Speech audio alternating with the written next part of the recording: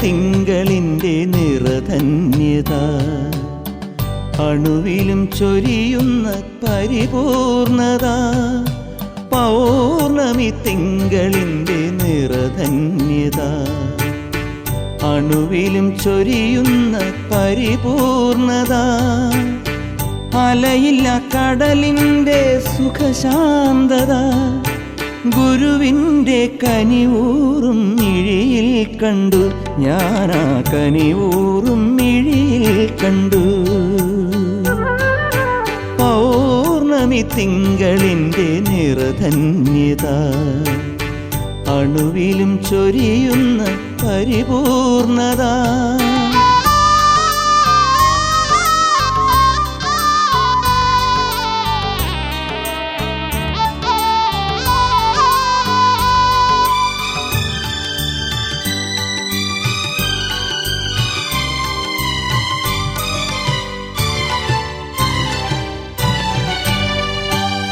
സ്നേഹരാഗസ്വരങ്ങളിങ്ങൊഴുകിയിടുന്നു, ശാന്തിഗേഹം കനിവിൻ്റെ പർണശാലയായി. സ്നേഹരാഗസ്വരങ്ങളിങ്ങൊഴുകിയിടുന്നു. സദ്ഗുരു ശരണം.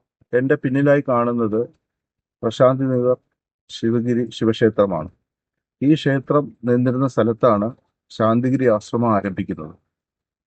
കരുണാകര ഗുരുവിന് ഗംഗാധരൻ മുതലാളി കൊടുത്തതായിരുന്നു ഈ സ്ഥലം. ഇവിടെയാണ് ഗുഹാനന്ദാശ്രമം എന്ന പേരിൽ ഒരു ആശ്രമം ആരംഭിക്കുന്നത്.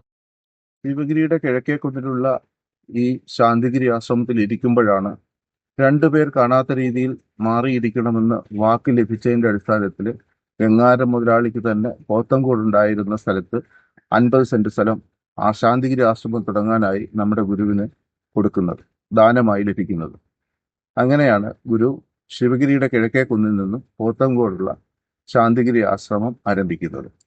അപ്പോൾ ശാന്തിഗിരി ആശ്രമത്തിന്റെ തുടക്കം എൻ്റെ പിന്നിൽ കാണുന്ന ഈ സ്ഥലത്ത് ഗുഹാനന്ദാശ്രമം എന്ന പേരിലായിരുന്നു.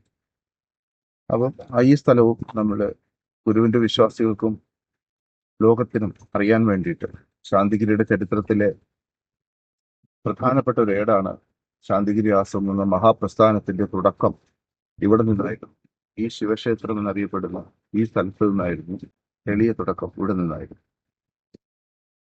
സ്നേഹരാഗസ്വരങ്ങളിങ്ങൊഴുകിയിടുന്നു, ശാന്തിഗേഹം കനിവിൻ്റെ പർണശാലയായി.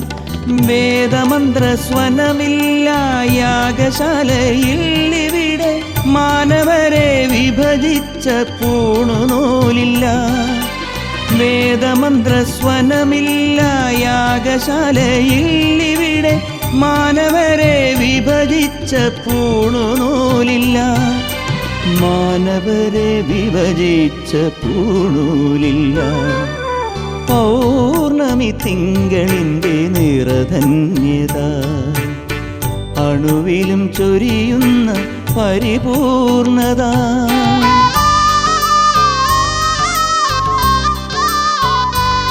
ഗുരുക്കന്മാരുടെ സമകാലികയിൽ നിന്ന് എക്കാലത്തും ഗുരുക്കന്മാർക്ക് വേദനകൾ മാത്രമേ ഉണ്ടായിട്ടുള്ളൂ. നമ്മുടെ ഗുരുവും ഇവിടെ നിന്നും വളരെ വേദനിച്ചിട്ടാണ് നമ്മുടെ ഗുരുവിനും വളരെ വേദനകൾ സമ്മാനിച്ച ഒരു സ്ഥലമാണ് ഇവിടെ.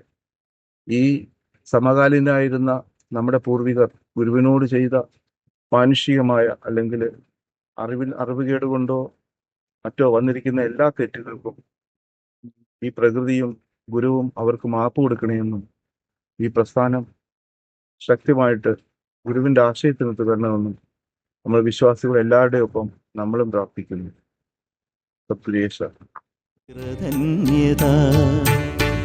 അണുവിലും ചൊരിയുന്ന പരിപൂർണത.